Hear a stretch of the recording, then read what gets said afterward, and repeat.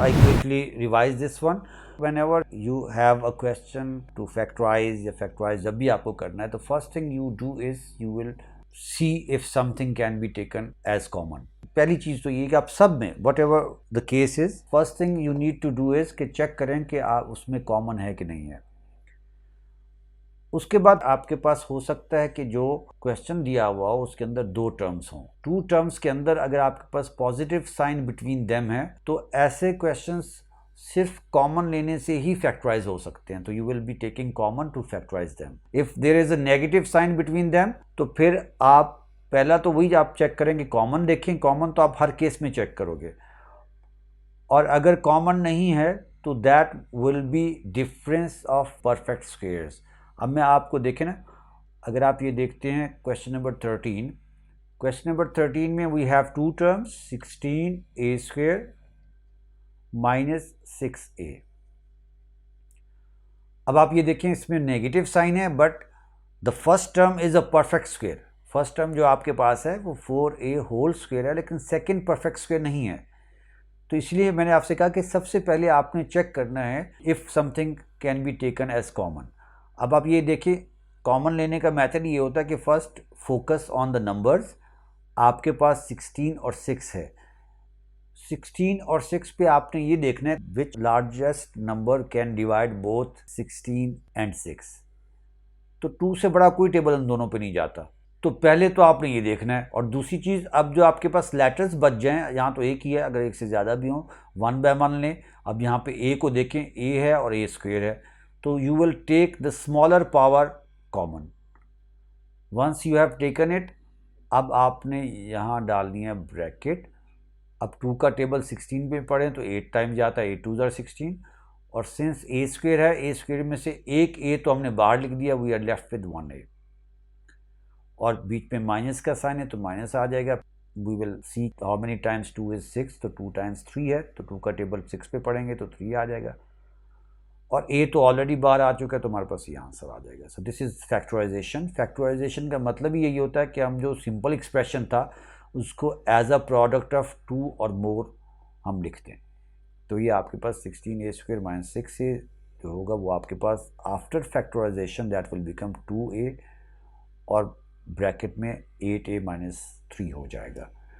Second जो आपका 14 question number 14 है, उसमें भी अगेन वही बात मैंने कहा कि कोई भी क्वेश्चन हो आपका फैक्टराइजेशन का, तो आई विल रिकमेंड कि पहला काम आपने यही करना है कि पहले आप चेक करें कि उनमें कुछ कॉमन तो नहीं है. ये 13 क्वेश्चन था, मैं 14 लिखने लगा हूँ. So that is 12ab square minus 8a square b. अब इन दोनों के सेंटर में हमारे पास नेगेटिव साइन है, तो पहले हम कॉमन चेक कर लें. तो कॉमन चेक करने के लिए मैं आई विल रिपीट अगेन कि पहले आप नंबर्स को देखें.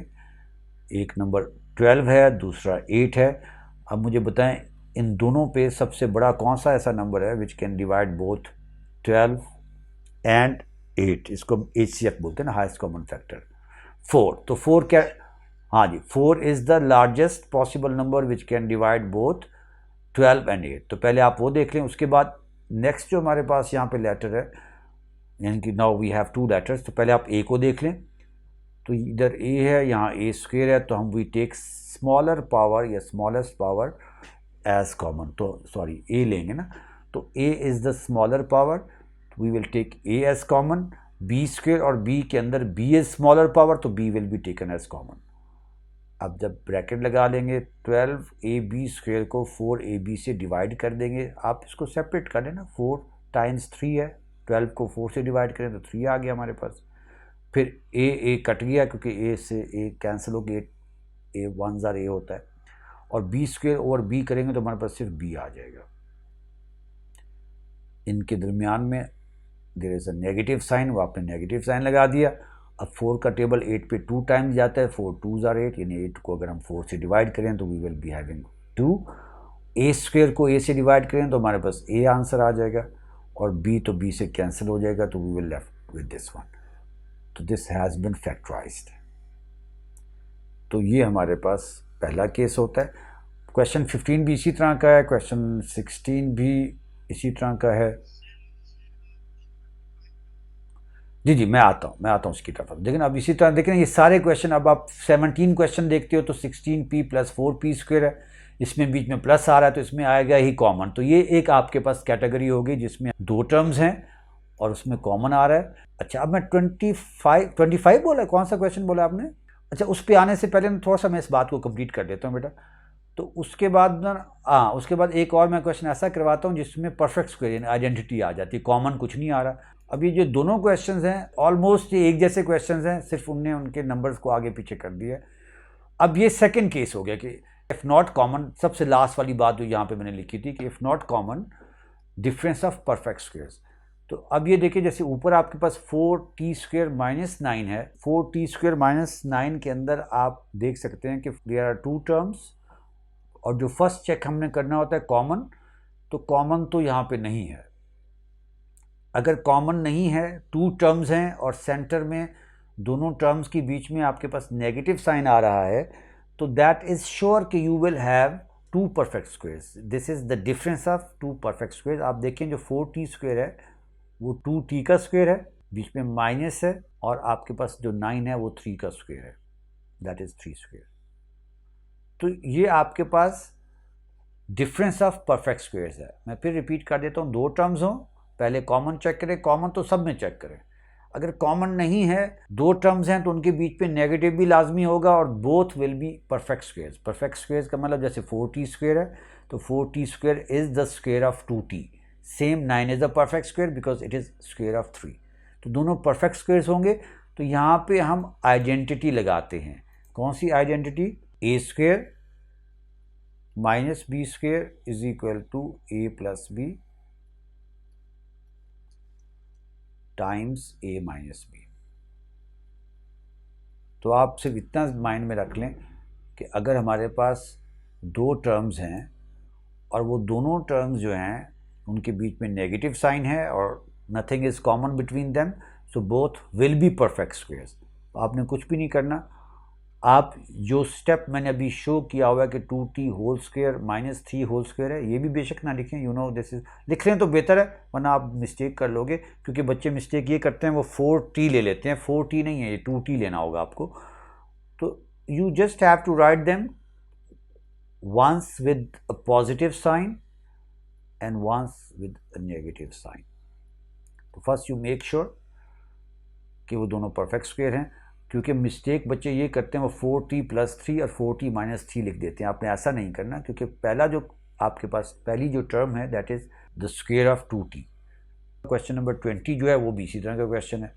उसमें आप देख सकते हैं कि अगेन वी हैव 9 - 4t² है आपके पास। अब इसमें से कुछ भी कॉमन नहीं आ सकता, बीच में नेगेटिव साइन है, तो you can see this is 3² और बीच में माइनस है और this is the square of 2t। तो अगर ऐसा होगा तो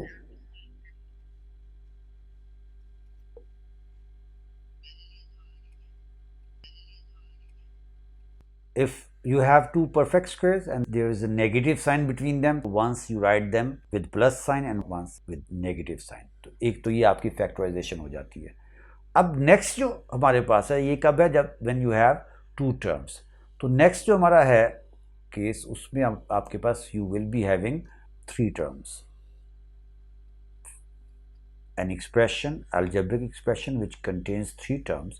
तो इस केस में तो सीधा सीधा मिड टर्म ब्रेकिंग होगा। परफेक्ट स्क्वायर भी होता है लेकिन वो भी मिड टर्म ब्रेकिंग से हो जाता है। मिड टर्म ब्रेकिंग आप इस पे लगा लें। मिड टर्म ब्रेकिंग या मिडल टर्म ब्रेकिंग एक ही बात है। इसके लिए एक एग्जांपल लेके आता हूँ मैं। क्वेश्चन 5C है, अक्टूबर-नवंबर 13 का, पेपर 2-1 का। First part is factorize 9x² + 5x - 4। So we have to factorize this first part. If we have three terms, then we do midterm breaking। तो midterm breaking हमने कैसे करना है कि मल्टीप्लाई करें तो -36 है और अगर सब्ट्रैक्ट करें तो 5 है। तो ये 9 4s are, बल्कि यही 9 and 4 ही हमारे पास आ रहे हैं। 9 - 4 अगर हम कर दें तो if we multiply them we will be having -36, and if we subtract 4 from 9, 9 - 4 is 5। 9x², then plus 9x - 4x - 4। Now we will do grouping because we have got 4 terms, so now grouping method will be used।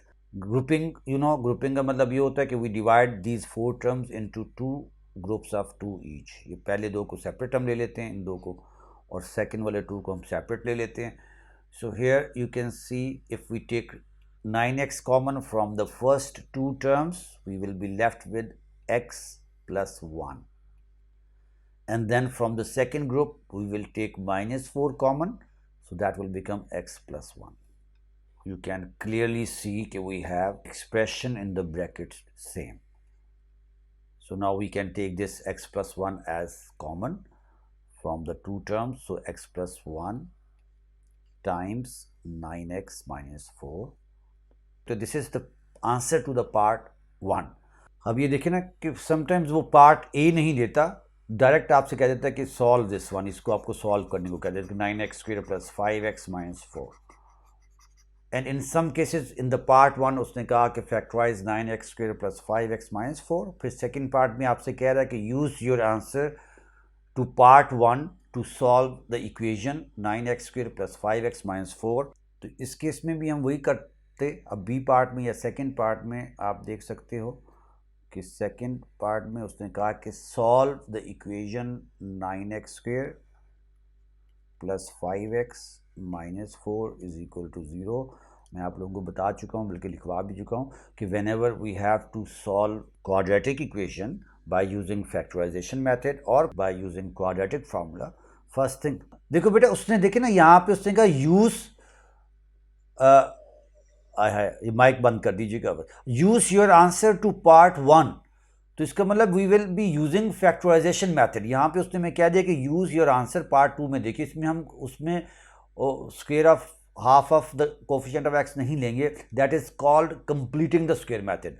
तो उसने कह दिया कि use your answer to part 1 to solve the equation 9x square plus 5x minus 4 is equal to 0।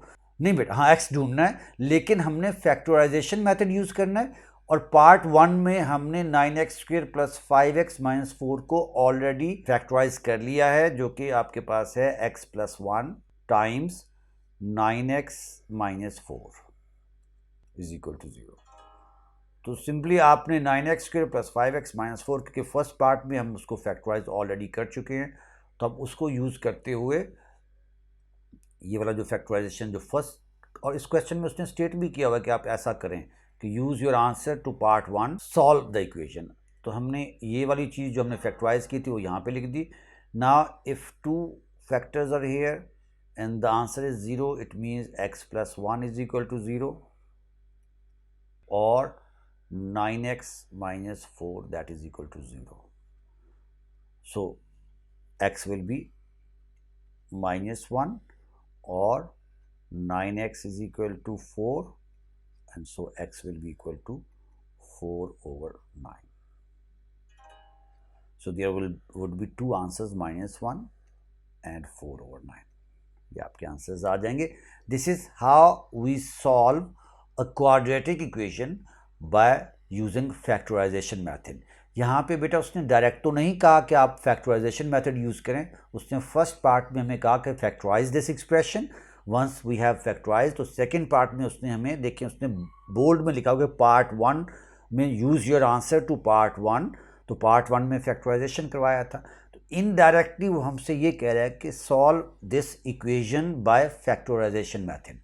अब मैं एक और question लेके आता हूँ जिसमें हम क्वाड्रेटिक फार्मूला यूज़ करें। कंप्लीटिंग द स्क्वायर मेथड और क्वाड्रेटिक फार्मूला सेम चीज़ है। कभी उसने कंप्लीटिंग द स्क्वायर मेथड कहा तो नहीं, समटाइम्स कहता है तो इनडायरेक्टली कहता है। तो आप अभी क्वाड्रेटिक फार्मूला ही यूज़ कर लें तो बेहतर है।